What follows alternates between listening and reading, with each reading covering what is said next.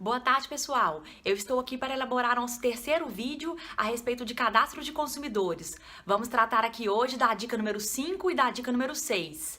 A dica número 5 é a respeito da possibilidade de indenização por dano moral em razão da inscrição indevida do nome do consumidor no cadastro de consumidores.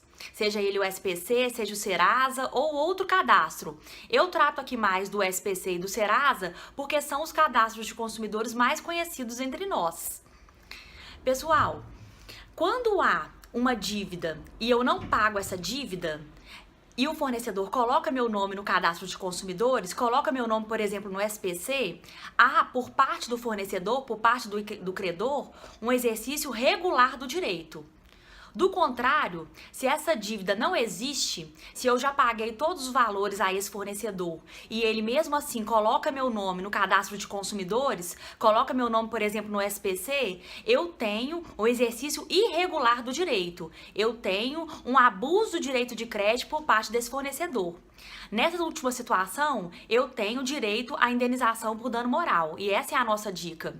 Vamos imaginar a seguinte situação. Eu tenho um contrato com uma operadora de TV por assinatura. Eu estou em dia com essa operadora de TV por assinatura. Mas mesmo assim, ela coloca meu nome indevidamente no cadastro de consumidores. Ela coloca meu nome no SPC.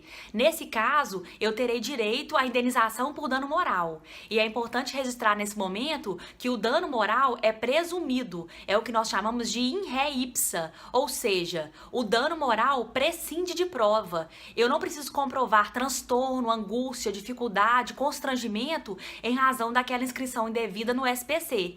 Basta que eu comprove que houve a inscrição indevida, que eu terei direito a um quanto de indenização por dano moral.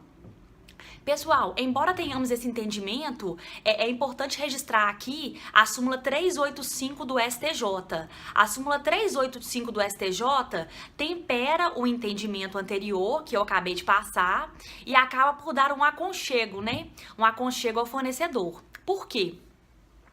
A súmula 385 do STJ diz o seguinte: quando houver uma anotação irregular, mas ao mesmo tempo houver anotações regulares em face daquele consumidor, o consumidor terá direito ao cancelamento daquela anotação irregular, mas não terá direito à indenização por dano moral. Eu vou dar um exemplo para ficar mais explicado essa súmula 385.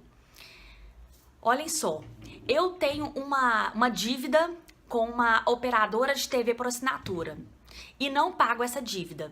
Essa operadora de TV por assinatura coloca meu nome no SPC. Ao mesmo tempo, eu tenho inscrições regulares em face de uma loja de eletrodomésticos e de uma loja de móveis. Então, vamos imaginar a seguinte situação. Eu tenho uma anotação irregular, uma inscrição irregular no SPC por parte de uma operadora de TV por assinatura. E, ao mesmo tempo, tem anotações regulares decorrentes de dívidas realmente existentes por parte de uma loja de eletrodomésticos e por parte de uma loja de móveis. Nesse caso, pessoal, eu terei direito ao cancelamento daquela anotação irregular realizada pela operadora de TV por assinatura, mas não terei direito à indenização por dano moral, porque eu tenho anotações regulares. Essa súmula ela é muito criticada pela doutrina, principalmente pela renomada autora Cláudia Lima Marques, que é uma renomada autora de direito do consumidor. No entanto, ela é aplicada pelo Superior Tribunal de Justiça, tanto que há a súmula 385. Então, pessoal, essa é a dica número 5. Trataremos agora da dica número 6. A dica número 6 é a respeito do prazo prescricional para pleitear indenização por dano moral. É importante registrar desde o início que o prazo prescricional é contado a partir da ciência do consumidor a respeito daquela inscrição indevida. Nós temos 3 prazos que são aplicados pela jurisprudência. Nós temos o prazo de 3 anos, nós temos o prazo de 5 anos e nós temos o prazo de 10 anos. Infelizmente, não há um entendimento pacífico a respeito do prazo prescricional para pleitear indenização por dano moral. O prazo de 3 anos está previsto no Código Civil. o Código Civil, mais precisamente no artigo 206, parágrafo 3º, inciso 5º. Nesse artigo está disposto que o prazo será de 3 anos para a pretensão de reparação civil. Para os que defendem o prazo de 3 anos, há um entendimento de que não há nenhum prazo previsto no Código de Defesa do Consumidor que prevê o prazo prescricional para esse tipo de situação, que é a inscrição indevida.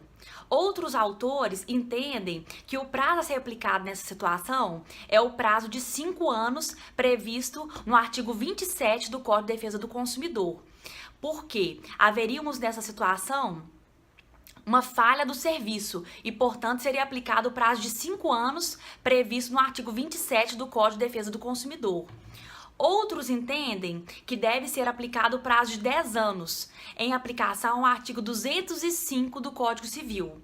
Esse prazo de 10 anos é defendido, inclusive, em um entendimento do STJ da 4ª turma, mais precisamente no recurso especial 1276311, em que o relator Luiz Felipe Salomão entende que o prazo prescricional são de 10 anos em aplicação do artigo 205 do Código Civil.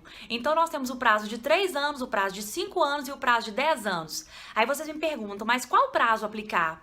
Pessoal, o ideal é sempre buscar o menor prazo, que seria o de 3 anos. Porque aí nós evitamos discussões no Poder Judiciário a respeito de prescrição de pretensão.